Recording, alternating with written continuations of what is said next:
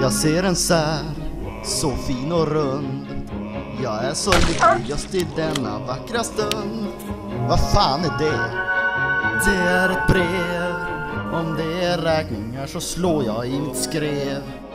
Kära vänner, det är en gång dags för julaften, men jag vill att denne ska bli extra speciell. Så jag har tänkt samla upp ett gäng ovetande men hårt arbetande personer för att fira den här högtid tillsammans. Och just du råkar vara en av dem. Resten av gästerna förblir hemliga ända till julafton, men varje gäst måste bidra med något. Vi firar på Analgaten 72, och just din uppgift står neden. Hjalmar, du står för maten eftersom att du är säljägare, men försök att variera maten lite. Vi ses den 24 december.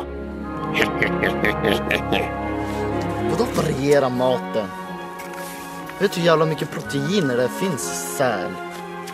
Herregud. Nej, det ska bli en gourmetmiddag. Haha, nu ska det julmiddag! Haha, där fick du! Där är du!